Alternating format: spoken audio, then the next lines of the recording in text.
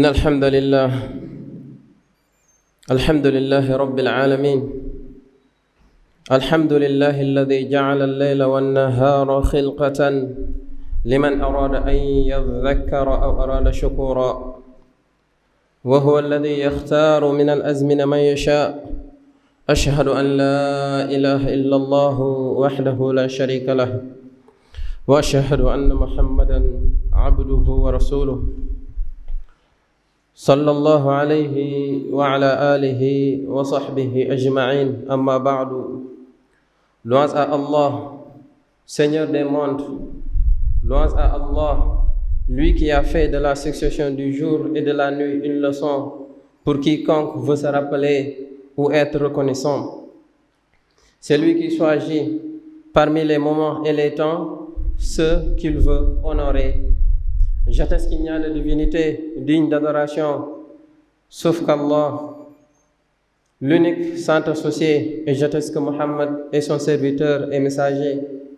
Que la bénédiction d'Allah soit sur lui, sa famille, ses compagnons et tous ceux qui le suivent sur le droit chemin jusqu'au jour de la résurrection. Chers fidèles, sachez que parmi les mois qu'Allah le Très-Haut a choisi et distingué se trouve le mois d'Allah al-Muharram. Il en a fait une saison de bienfaisance et d'adoration. C'est pourquoi il est indispensable de s'arrêter un instant pour méditer sur les enseignements de ce mois béni. Et parmi ces enseignements, premièrement, le mois d'Allah al-Muharram fait partie des mois sacrés. Allah le Très-Haut a dit: Inna iddata shuhuri 'inda Allah 12 shahran fi kitabillahi yawma khalaqa as-samawati wal-ard minha arba'atun hurum dhalika ad-dinul qayyim fala tadhlimu fihinna anfusakum. Le nombre des mois auprès d'Allah est de 12 dans le livre d'Allah depuis le jour où il a créé les cieux et la terre. 4 d'entre eux sont sacrés. Voilà la religion droite. Ne vous faites donc pas de tort à vous-même durant ce mois. Et d'après Abu Bakr, qu'Allah l'agrée, le prophète sallallahu alayhi wa sallam a dit: l'année compte 12 mois, dont 4 sont sacrés, 3 consécutifs, Dhul Qa'da, Dhul Hijja et Muharram, et Rajab de Mudar qui se trouve entre Jamada et Sha'ban. Deuxièmement, le mois d'Allah al-Muharram est un mois de jeûne. D'après Abu Huraira, le messager d'Allah sallallahu alayhi wa sallam a dit: le meilleur jeûne après le mois de Ramadan est celui du mois d'Allah al-Muharram, rapporté par Muslim. Troisièmement, le jeûne du jour d'Ashura expie les péchés de l'année écoulée. D'après Ibn Abbas, qu'Allah l'agrée, il a dit: je n'ai jamais vu le prophète sallallahu alayhi wa sallam rechercher le jeûne d'un jour en lui accordant plus de mérite qu'à un autre, si ce n'est ce jour-là, le jour de Ashura. Hadith rapporté par l'imam al-Bukhari. Et d'après Abu Qatada radiyallahu anhu, le messager d'Allah sallallahu alayhi wa sallam a dit: le jeûne du jour de Ashura, j'espère qu'Allah efface par lui les péchés de l'année précédente. Hadith rapporté par Muslim. Quatrièmement, le mois de Muharram est le premier mois de l'année hégirienne. En l'an 17 de l'Hégire, le calife Omar ibn al-Khattab radiyallahu anhu a officiellement adopté le début du calendrier islamique à partir du premier jour du mois d'Allah al-Muharram, correspondant à l'année de la noble hégire du prophète sallallahu alayhi wa sallam.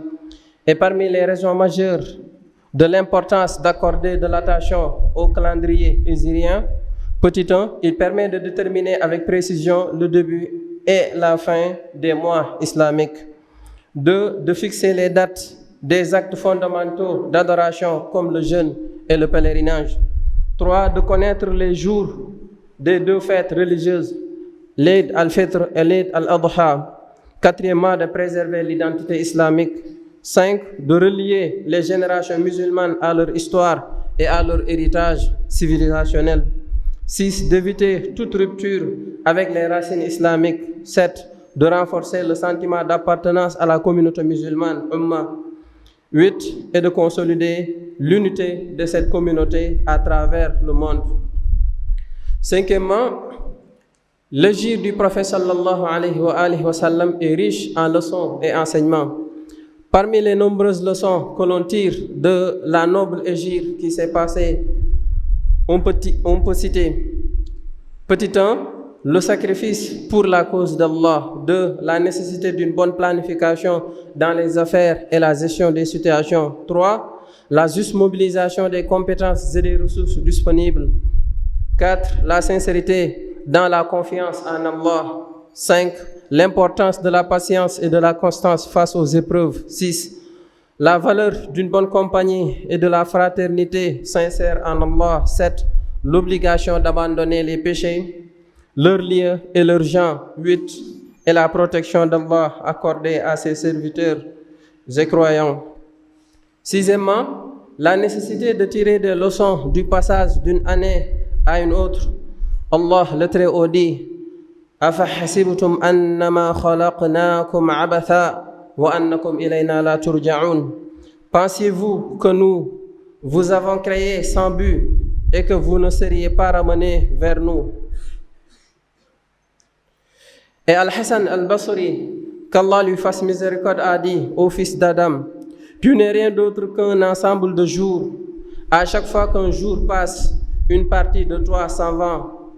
Ainsi, il est du devoir de tout être raisonnable à l'occasion du passage d'une année à une autre de, petit 1, faire le point avec lui-même afin de repérer ses forces et ses faiblesses. 2, se repentir sincèrement et demander pardon pour ses péchés et ses manquements. 3, redoubler d'efforts dans les actes d'adoration et les bonnes œuvres. 4, organiser son temps de manière judicieuse et en faire un bon usage. 5, tirer des leçons des erreurs des autres. 6, et surtout se préparer constamment à la rencontre avec Allah, en gardant à l'esprit la réalité de la mort, de la vie dans la tombe, al-barzakh, et de l'au-delà, et en multipliant les œuvres vertueuses, que ce soit au niveau des intentions, des paroles, des actions ou du comportement. أقول ما تسمعون وأستغفر الله لي ولكم ولسائر المسلمين فاستغفروه إنه هو الغفور الرحيم.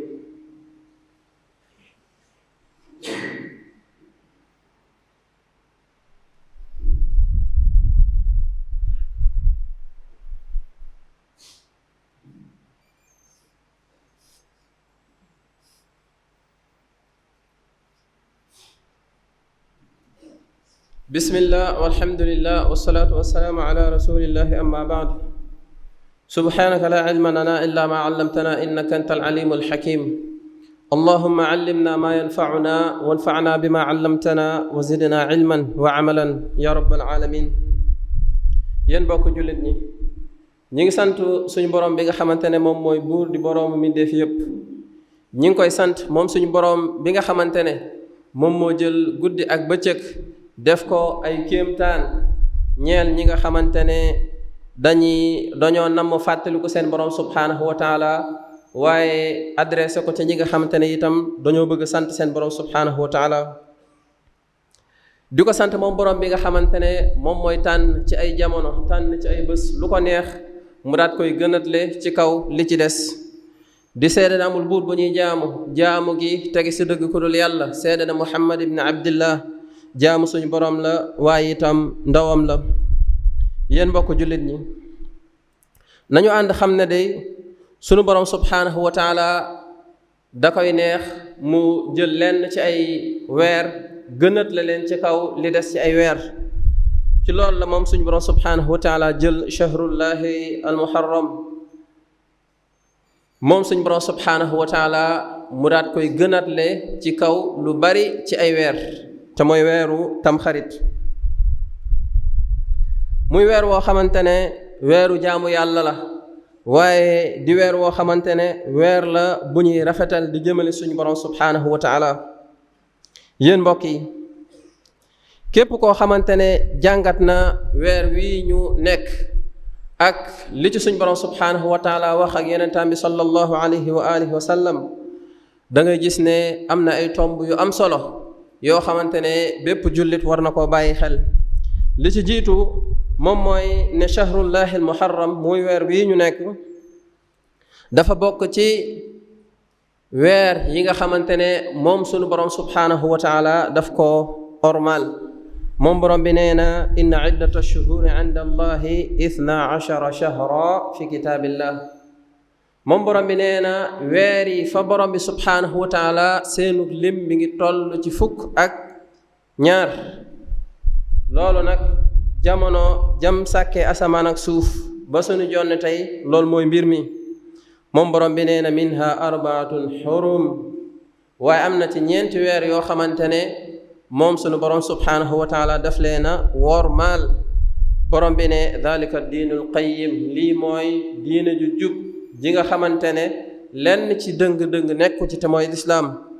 fala tazlimu fihinna anfusakum, moom suñ borom subhanahu wa taala nee na fala tazlimu fihinna anfusakum, bu leen lor seen bopp ci weer yi. mufassiruuna juyoo nañ ci wala indi nañ ñaari interprétation ci domir bi ci lan lay dellu, waaye mënees nay wax ne suñ borom nee na bu leen lor seen bopp ci weer yépp, waaye nag daf ko gën a feddale ne bu leen lor seen bopp ci 4 weer yi nga xamante ne moom moo ko ormal. ndax 4 weer yooyu noonu ki ci jëf mbaax dafay fulu, dafay multiplier wu, waaye ki ci jëf safaan itam safaan bi bàkkaar bi dafay multiplier wu. yàlla nañ suñu borom subhanahu wa taala musal ñu ci mooy suñu borom. yonent bi sallallahu alayhi wa alihi wa sallam ci xadiisu Bakra radiyallahu anhu dafa wax ne yonent bi sallallahu alayhi wa alihi wa sallam moo wax ne as-sanatu 12 shahra, at bi 10 weer la ak 2. minha 4 xurum, am na ci 4 yoo xamante ne moom suñu borom daf koo ormal.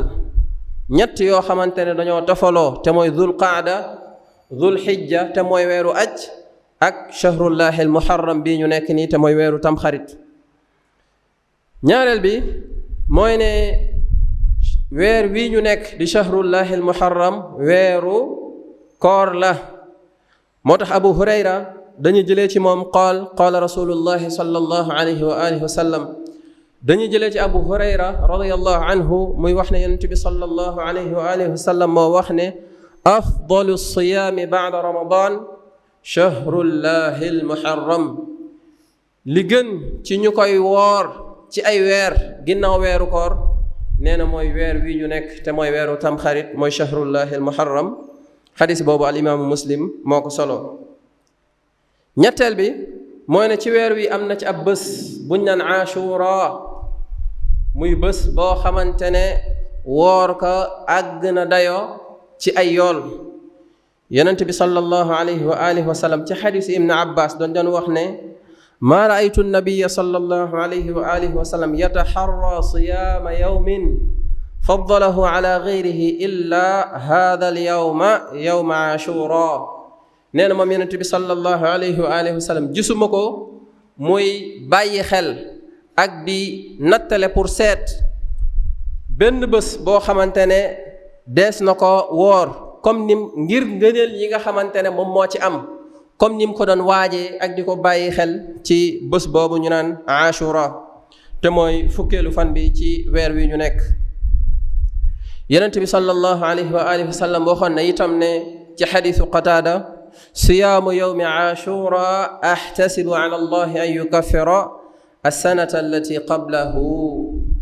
moom yonent bi sallallahu alayhi wa sallam dafa waxoon ne woor bésu Ashura damay am yaakaar ci saa boroom ne ki ka woor moom sunu borom subhanahu wa taala dina ko jéggal bàkkaaru at bi weesu, dana ko jéggal bàkkaaru at bi weesu. ñeenteel bi mooy ne shahrullahi almuharram day weer wi jiitu ci atum jullit ñi, muy le calendrier hégirien daf cee jiitu. ndax biñ dem ba ci 17e année bi après gàddaay yonent bi sallallahu alayhi wa alihi wa sallam ngir ay sabab ci la alxalifa Umar ibn al-Khattab daa di officiellement leeral ne weeru jullit ñi wala kon atub jullit ñi ñi ngi koy tàmbalee ci shahrullahi al muharram. mbokk yi képp koo xamante ni itam jàngat nga muy calendrier hégirien muy calendrier jullit ñi da nga gis ne am na ay njëriñ yu bari yoo xamante ne daf see nekk. li si jiitu moom mooy daf ñuy dimbali ñu xam at bi fan la tàmbalee ak fan la yem, at bi fu mu tàmbalee ak fan la yem, loolu mooy li ci jiitu.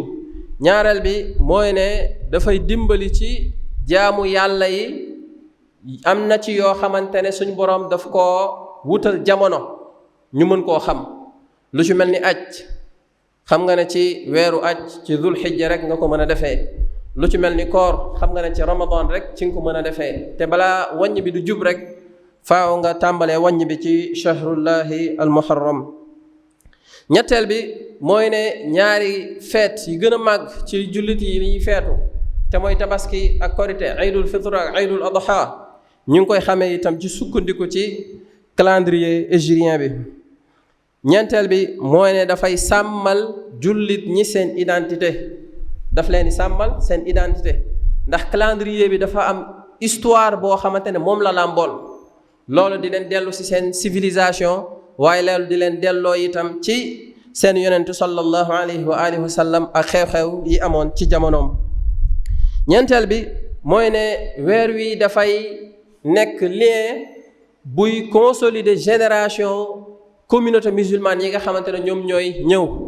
communauté bu ñëw rek wala génération bu ñëw rek calendrier bi daf koy jokkale ak moroomam, waaye calendrier bi itam daf koy jokkale ak civilisation bi nga xamante ne moom la ñu jiitu woon ci lañ nekkoon. ñeenteel bi mooy calendrier hégirien bi dina dimbali ba jullit ñi duñu sëllaxu, duñu simmeeku ci lislaam ak ay màndargaam, duñ ci simmeeku ba set wecc. juróom-ñaareel bi mooy ne dafay gën a renforcer unité wu jullit ñi, mooy seenu bennoo. juróom-ñetteel bi te mooy bi ci mujj mooy ne dafay tax kenn ku nekk ci jullit ñi di yëg appartenance am ci benn xeet boo xamante ne ñoom ñépp dañoo war a ànd jaamu seen boroom subhaanahu wa ta'ala.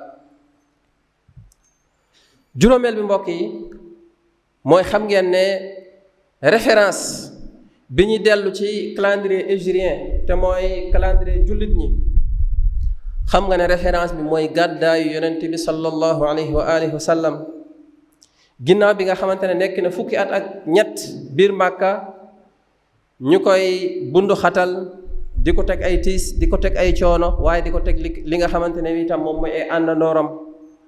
moom suñ borom subhaanahu wa taala santoon ko ci mettit yooyu na toog daat koy muñ ba jamono mu daat koy sant ne ko na hijra, na gàddaay jóge ci barab bu sell boobu di Màkka bi nga xamante ne dañ ko faa bundu xatal, dañ ko faa teg ay tiis, dañ ko faa opprimer ay ñi ànd ak moom gëm ko, daal di dem ci Médine bi nga xamante ne ñoom pare nañ pour dimbali ko, pare nañ pour taxaw ko, gëm nañ ko, pare nañ pour jàppale ko.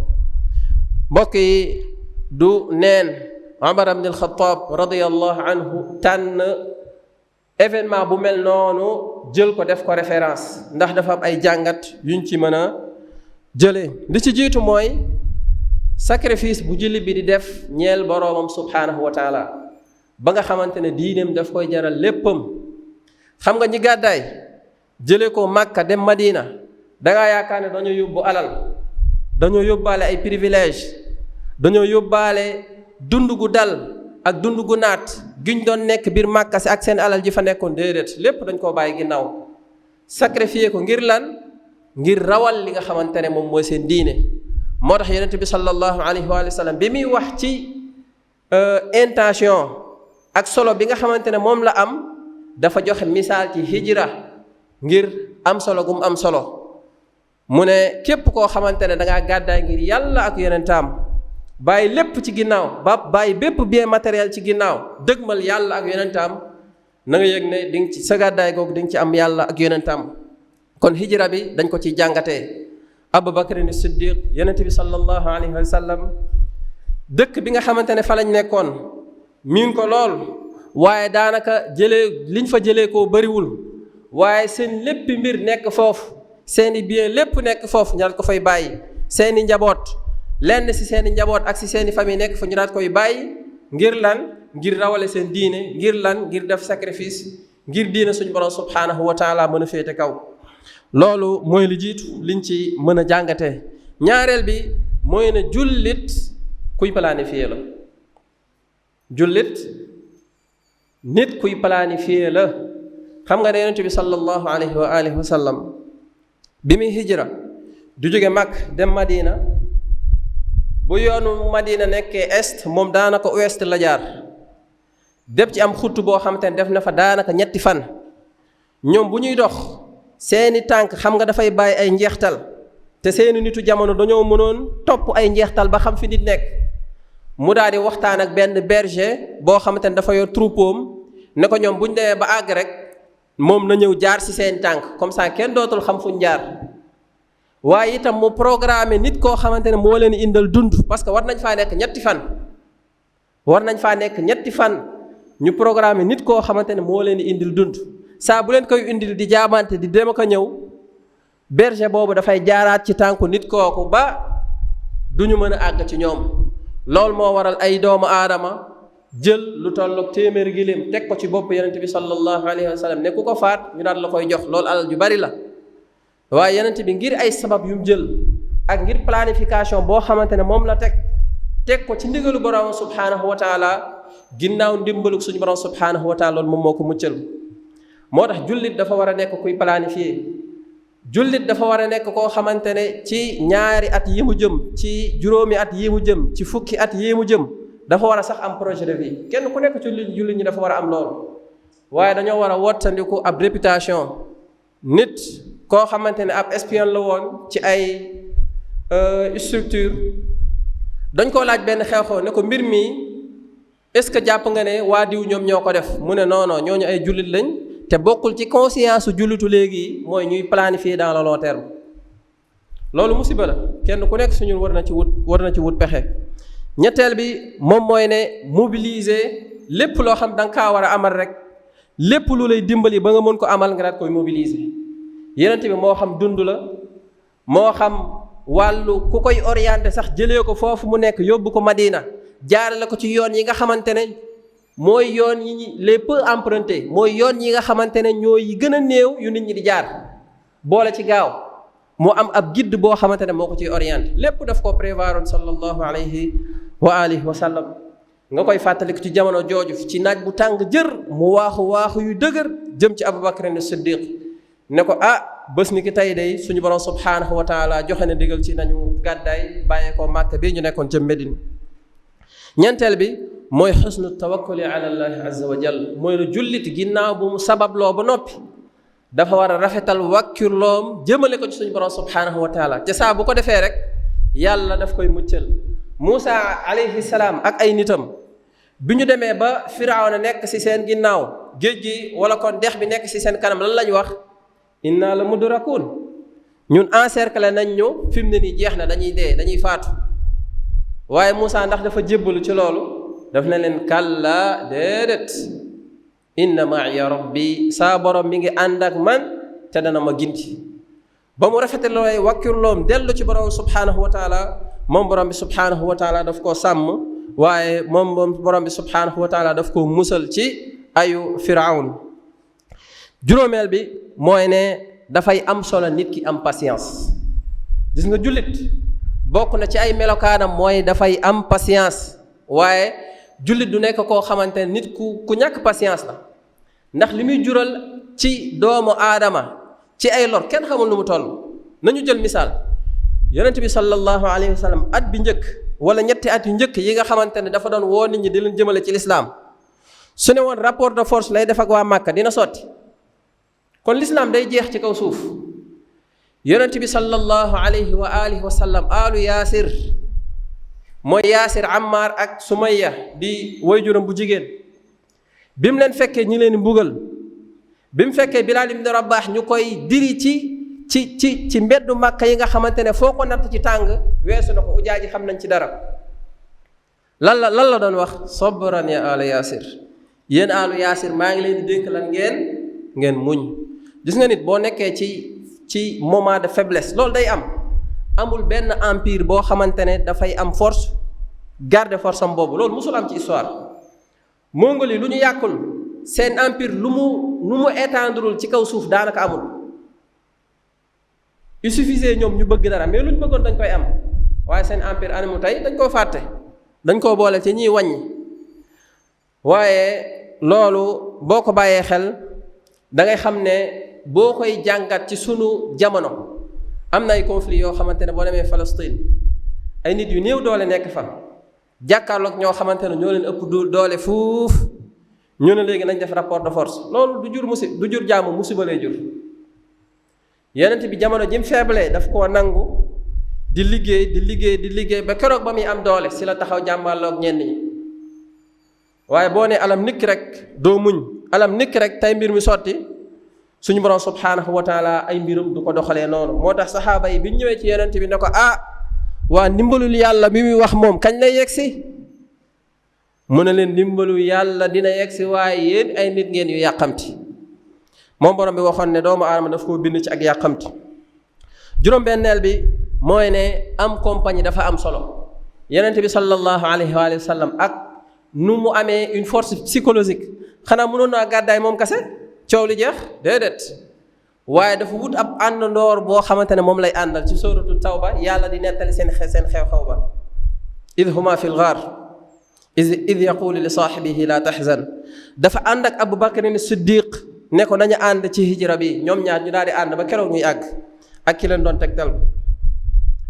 juróom-ñaareel bi mooy ne nit ki dafay jaadu mu gàddaay bàkkaar ak bépp barab boo xamante ne daf koy taxa mooy yàlla. nit ki reyoon téeméeri bakkan yu manqué benn, bi mu demee wax ak jaamukatu yàlla ba mu ne ko gisuluma la yoon pour nga dem ci yàlla, sa tuub yàlla du ko nangu, mu daat koy faat muy téeméer. bi mu demee ci ab borom xam-xam mu ne ko yow fii nga nekk nii bërëb la boo xamante ne li fekk yaa ngi fi pour nga jaamu sa borom ak pour nga mucc si ay mooy dana jafe, kon nañ fi jëlee ko na nga gàddaay. moo tax ab jullit soo nekkee ci ab barab nga dem ba jaamu yàlla jafe ci yow ci barab boobu, ngalla waaye na nga gàddaay dem ci beneen barab. juróom-benneel bi te mooy li ci mujj mooy ne at bi nga xamante ne mooy bu bees bu yegsee meneen at daal di wane ginnaaw, dafa bëri ay ñàngat yuñ ci mën a jëlee. buñ ko tënkee bokk na ci mooy tuub gu sell goo xamante ne nit ki dina ko tuub dellu ci borom subhaanahu wa taala ci mboolem rëcc-rëcc yi nga xamante ne am na ko ci at bi weesu, mu ñaan borom mu dak ko koy jéggal. waaye tuub googu ak ni muy fóotee xolam fóot bakkanam dafay gën a woyofal ay cëram ci mu mën a jaamu suñu borom subhaanahu wa taala. waaye lépp loo xamante ne war na koo def ci at bi mu nekk lu mu waaj, nekk lu mu planifié. ñu ngi ñaan borom bi subhaanahu wa taala mu daat ñuy sàmm, di ko ñaan moom borom bi subhaanahu wa taala wépp yiw wu mu dëxañ ci weer wi ñu nekk te mooy shahrullahi almuharram, yàlla nañ suñu borom subhaanahu wa taala defal. di ko ñaan moom borom bi subhaanahu wa taala jullit ak fu mu mën a nekk ci kaw suuf, yàlla ko borom bi taxaw, yàlla bu ko ay noonam faagaagal ko, jeexal ko, jëlee ko ci kaw suuf. di ko ñaan borom bi subhaanahu wa taala injustice mu jëlee ko ci kaw suuf. di ko ñaan borom bi subhaanahu wa taala mu defal ñu àdduna boo xamante ne bu dal la, waaye mu defal ko sunu réew. di ñaan borom bi subhaanahu wa taala mu gën a sëmbaxtal ay xéewalam, waaye mu gën ñoo daal dolli jàmm itam si sunu réew. di ñaan borom bi subhaanahu wa taala mu daal ñuy sàmm, dolli ñu tawfeex ak taysiir, defal ko njaboot gi, defal ko mboolem jullit ñi. rabbana atina fi dunya xasana wa fi l axirati xasana wa qina adaba annar. ربنا لا تزغ قلوبنا بعد إذ هديتنا وهب لنا من لدنك رحمة إنك أنت الوهاب وأقم الصلاة.